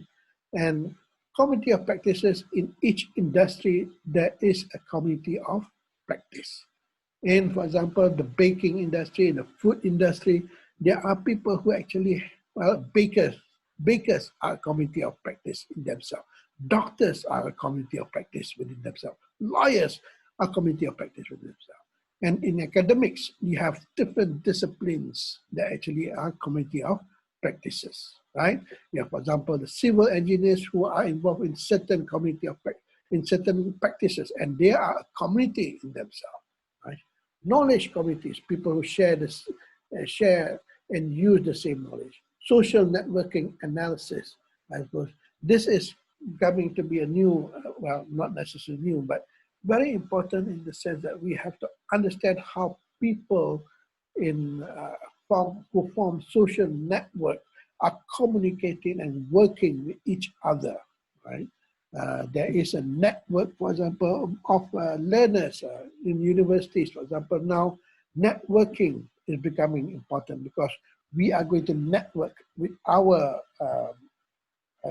counterparts in different universities, for example, right? Improving employees' ability to learn, again, right?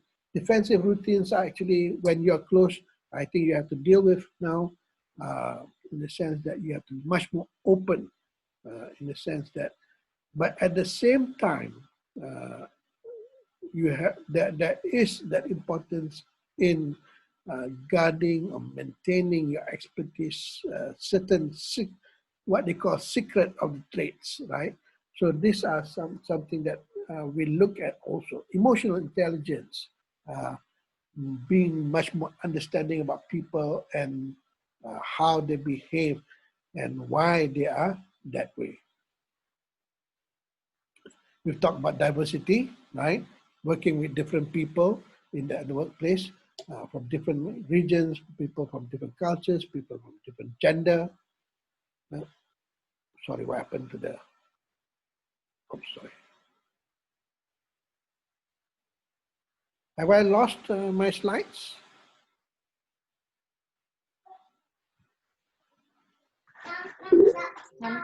Nampak front page tu, Doktor. I've lost it entirely. I don't know where it went. Let's appear first slide. Yeah, Aga. Okay, I'll stop share and then share again, I suppose. I don't know what happened. Oops.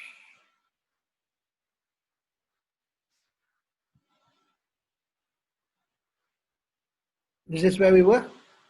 Okay, diversity group reflection, I suppose. This is a sense that we always look at ourselves. I think reflection is important in the teaching industry. There's always the teacher reflection in looking at what they have done and what happens in looking at their practices, right? So there's always this reflecting on what you actually did and what was the outcome of your actions. And these are actually now being documented so that we have a better understanding of the processes and the work that we do and how it contributes to the achievement of the organization. Scenario planning, I think this is also something that is going to be engaged in looking at what we are doing nowadays as opposed to what other people are doing. So if we are looking, for example, this is a very strategic part of business planning in the sense that we are going to design the future, right? What we need to do in order to be successful in the future against possible competition and people who are in the same industry, right? So scenario planning is planning for what we need to do in the future. Well, finally, I suppose this is what we can conclude today, right? We are no doubt that in OD, the soft skills are just as important as those technical skills, right? So we have to actually match soft skills, the people-oriented, the human approach to those hard business like planning, coordinating, and also those technical skills in organizing, in organization, right? We have to understand technology. We have to understand how we actually manage accounts. We have to understand the return on investments. We have to understand profitability. We have to understand the bottom line of business. And these needs to be coupled with those core soft skills, how we engage employees in doing their work, right? And of course, nowadays, we look at the new normal because the new normal is going to be with us for quite some time in the future. So adapt and adopt the new normal so that we are better able to work in the future that is possibly going to be to have a change approach at how we do work. I suppose I'm going to end for now and let you have any questions. I've taken more time than I required, but I'm going to open to the floor right now. Anyone, any opinions, questions?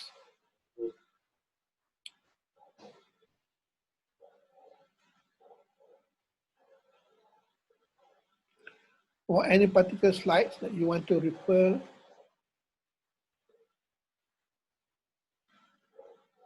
Anything that piqued your interest? Doctor, Yes. may I ask? Okay, people nowadays are really talk too much. What? We used to text message. Oh. Yes, talk too much, communication. Okay. We used to text message, email, using portals. So do you see this type of communication will affect OD in the future? It does not, well, OD and of course organizations, right? Social media nowadays is playing an important role in the lives of people. And at the same time, we talk about work-life balance. We talk about how we want to have employees being engaged at work and how we want to have happy employees. So in the end, there's always a balance that we need to consider, right? When young people, when they come to work, right, they cannot help but being involved in the social media, right? So in the end, I think this is what is real, what is happening in organizations, that we cannot stop people from being engaged in the social media at the workplace. So the question now is, how can we actually balance this use or this uh, not only the use, the engagement, the fascination with social media. And of course, I think we have to think about how we can actually capitalize and make social media work to the advantage of organization. Definitely a change, and definitely a very important part of our future. You look at, for example, young people when they come to a place of work, they always ask the first thing they ask, do you allow social media at work? Do you have a good network connection, I suppose, at workplace? Now, why? Simply because they cannot live without social media. And when they cannot live without social media, they cannot be detached from it. I think most of us also here just simply cannot leave our handphone. I don't know. Maybe you might want to do your dissertation on how we actually how long we can actually be apart from the from from from social media, right? Can you live without social media? You leave your phone at home and you realize that you don't have your handphone with you. Most of you would probably find a way to go back to retrieve it, right? So this is what it is now. Uh, uh, I suppose this is something quite interesting to look at, right? Um, Although right now I'm not sure what kind of social media is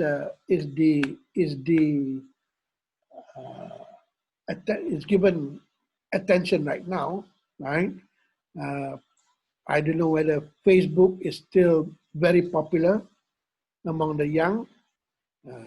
Instagram, I suppose people have migrated from Facebook to Instagram, and also I don't know, maybe Twitter has been is beginning to decrease in terms of its use, um, because I suppose only people like Trump uses Twitter, or maybe associate Twitter with Najib and so on. So young people nowadays may not use Twitter just as much.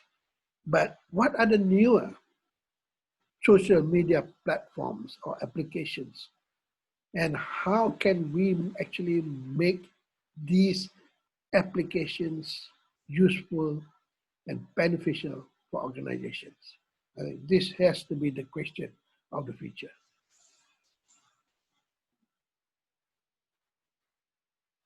What do you think, Rakesh? Um, we receive any orders from top management through WhatsApp. Yeah, When we work from home, we are like working 24 hours.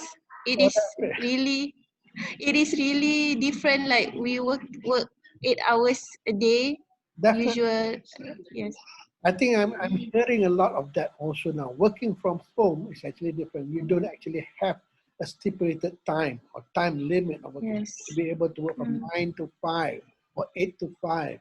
But nowadays, I think it's round the 24 clock. hours. Anytime that the boss thinks that he or she wants something done, he or she will just text the employee. I know my daughter works from home. I think most of the time she's doing work. She doesn't have that luxury of working 8 to 5 anymore. And that, I think, is what work from home does. and we may want to be able to regulate that soon, right? If not, we'll just become a 24-hour employee. I've Because heard, we are reminded that we receive the wages kan yeah, full, but, so no, it's no excuse to give excuse. oh well, we always have to think about that work-life balance. It does not mean that when we can work anytime means that we have to work anytime, right?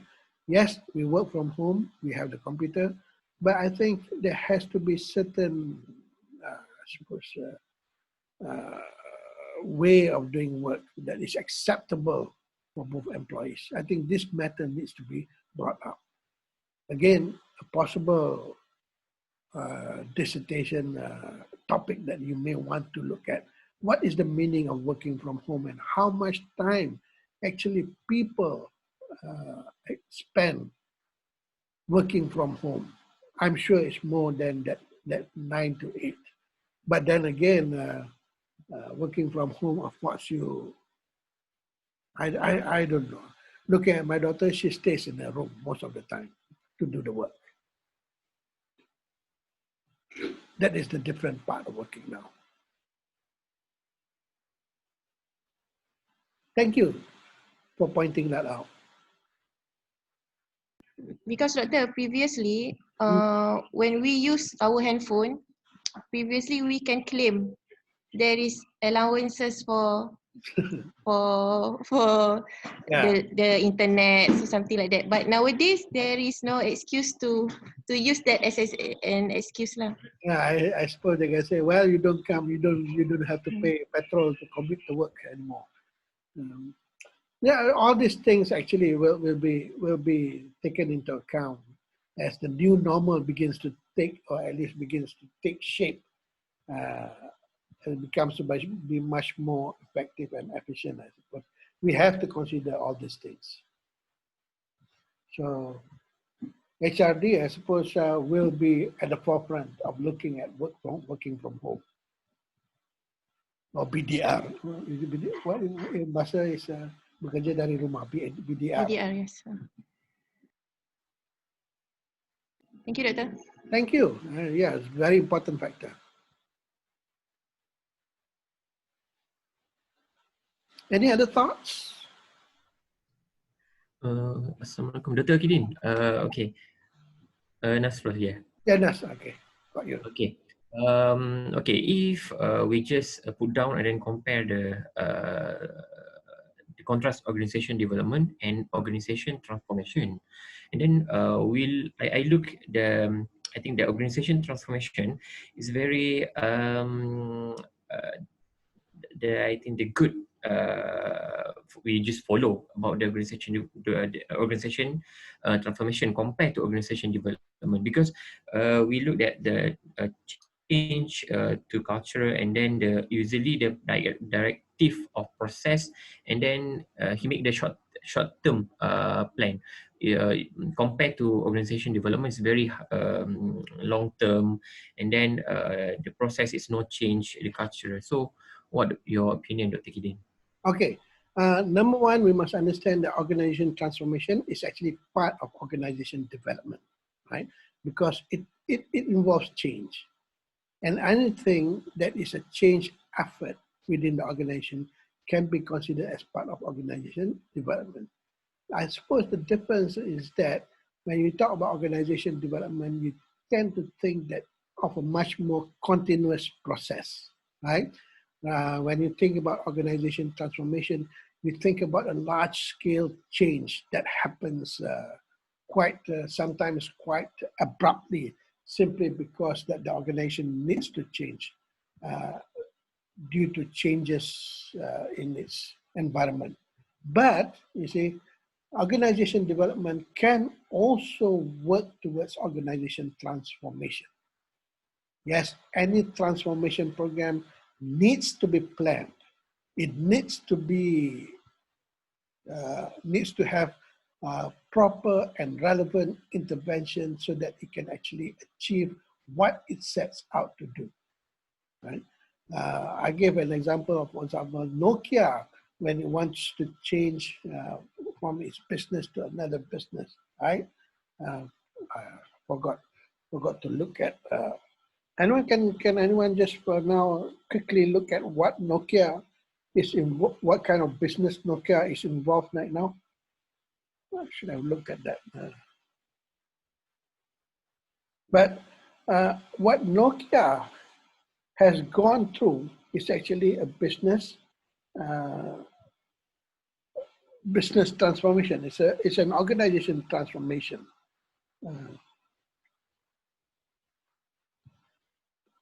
Let's see. Whether I have that information.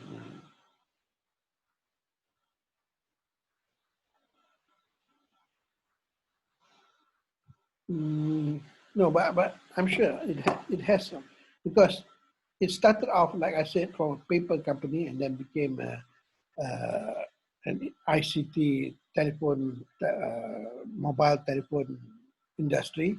But that has changed. And I think, what else? Transformation also, well, for example, when organizations are corporatized, such as Jabatan Telekom and also Lembaga Elektrik Negara, when Lembaga Elektrik Negara was corporatized into Tenaga Nasional, that in itself is a transformation. Although the core business remains the same, but the way it does business changes, right? And that was actually a transformation in its business model.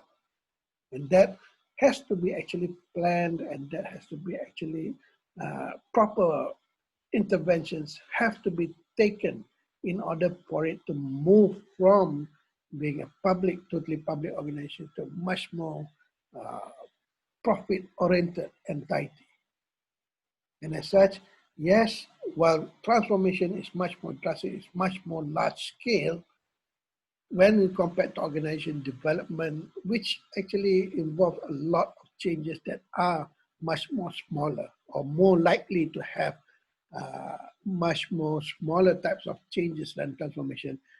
Organization transformation is in fact part of organization development in the sense that both of it are actually planned change.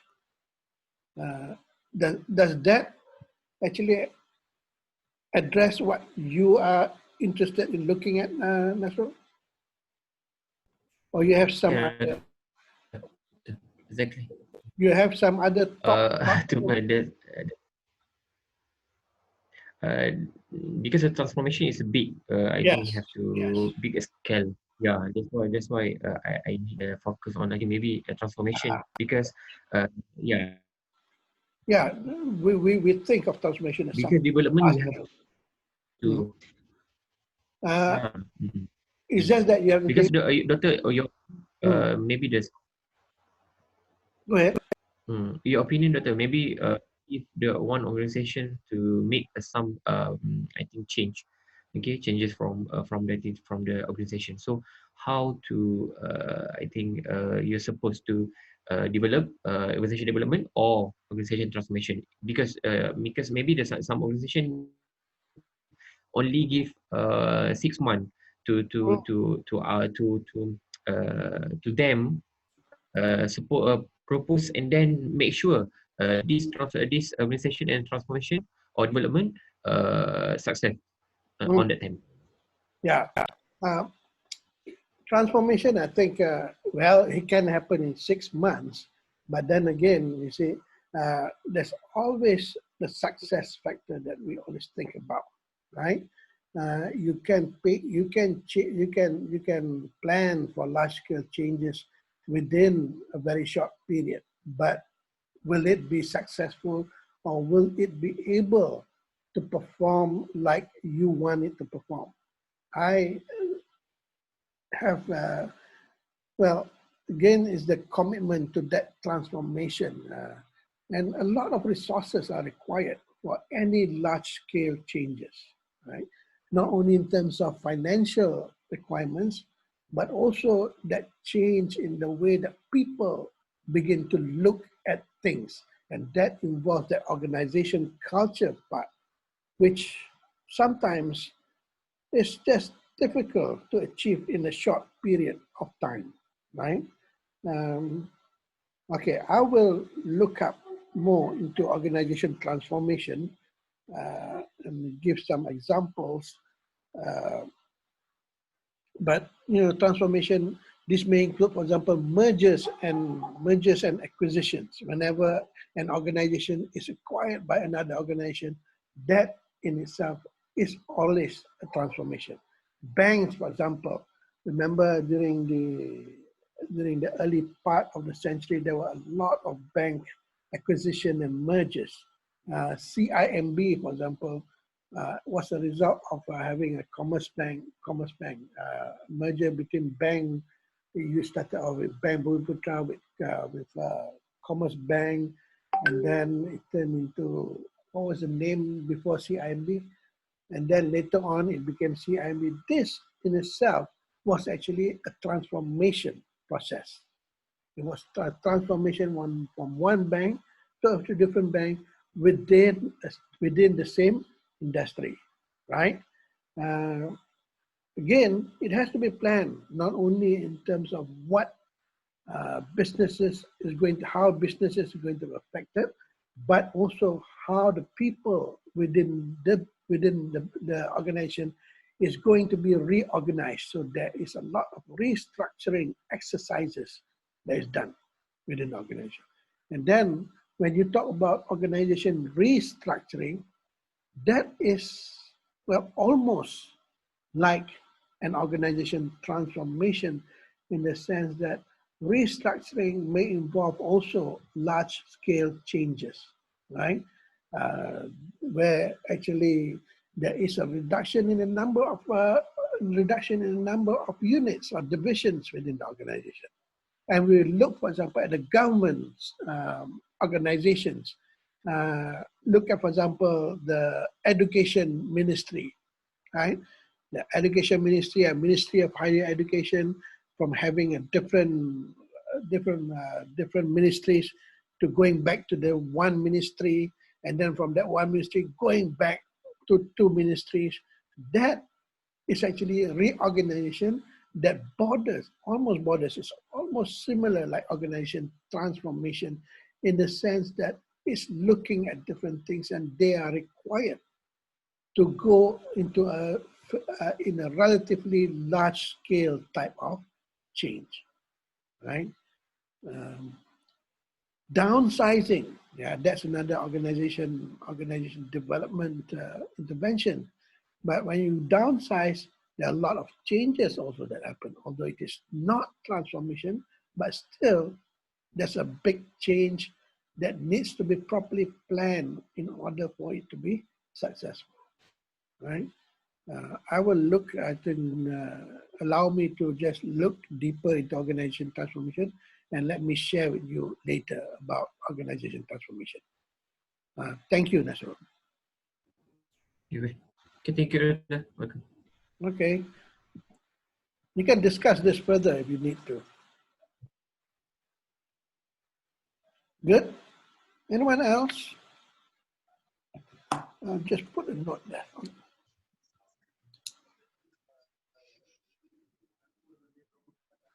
Doctor, Yes. I have one question regarding, like you said earlier, technological change, downsizing, empowerment, and other factors can also contribute to stress and also mental health issues among the staff in organization. So, can you suggest any intervention on stress management? Yes.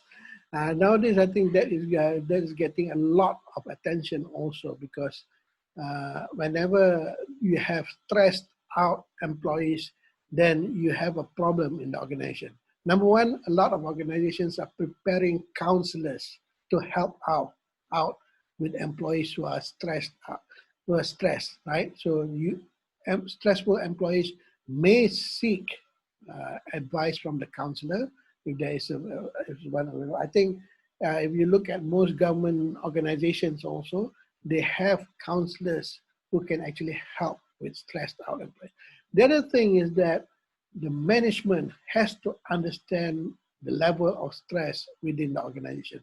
I think UPM at one time actually did a survey from PKU, I think our health center actually did a survey on stress among the employees and found it to be rather high. And because they realized that whenever employees are stressed, then there is a lot of this non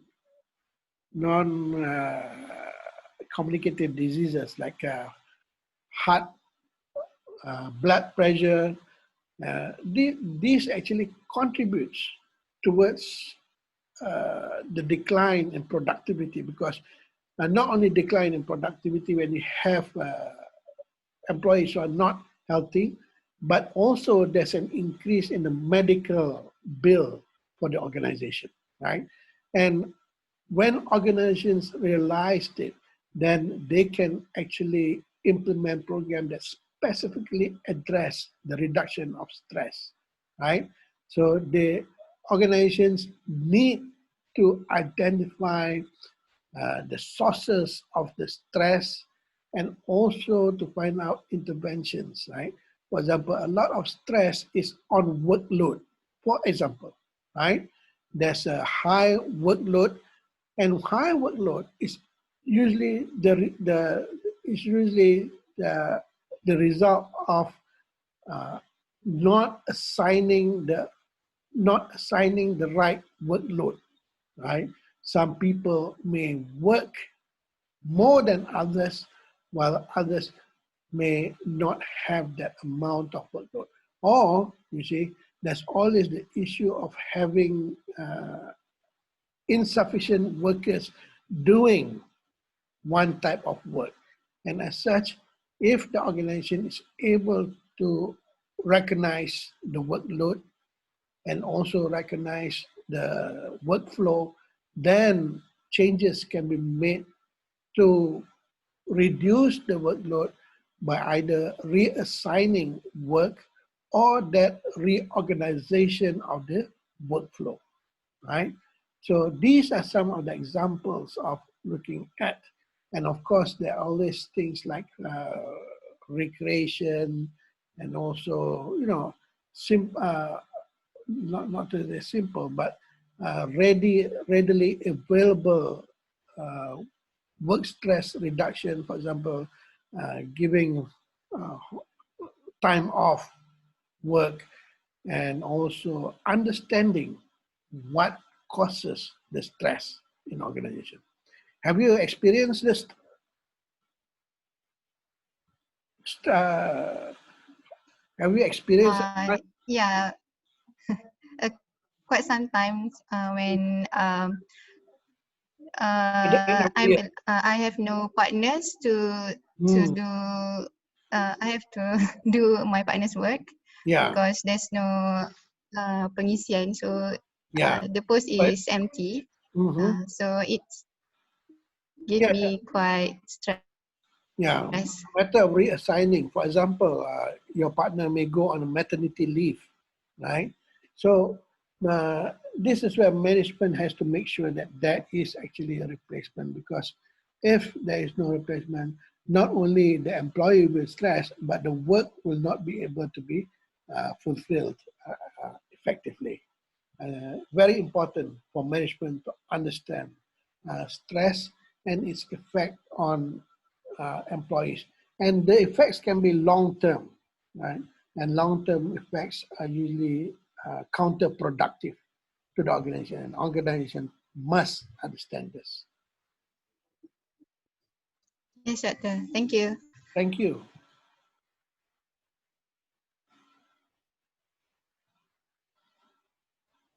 Any other thoughts? Oh, it's already 8:10. All right, for next week, we're going to have group presentations, right? And I thank all of you for being able to organize the presentations. So for next week, we will have 4, I think. and the week after 3, right? Yes, Doctor. Okay, so prepare, get ready to get your slides ready, and if you need any advice on the slides, you can forward it to me and let me have a look at it. Okay, so good luck with your presentations. The whole idea of the presentation is actually to improve so that you can have a better uh, work assignment. The presentations itself will not carry much, but it is directed towards suggestions for improvement, because finally it's your assignment that is submitted is what carries the marks. Okay, good luck everyone. I'll see you all next week, same time. Take Okay, care, Doctor. Thank you. Good Thank evening. you, Doctor. and have a good MCO. Doctor. Bye. Thank you. Thank you.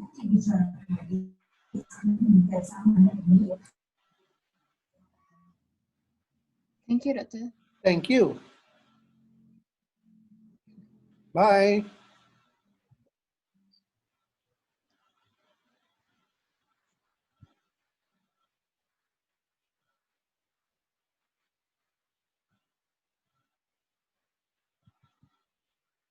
Okay, I'm going to switch off.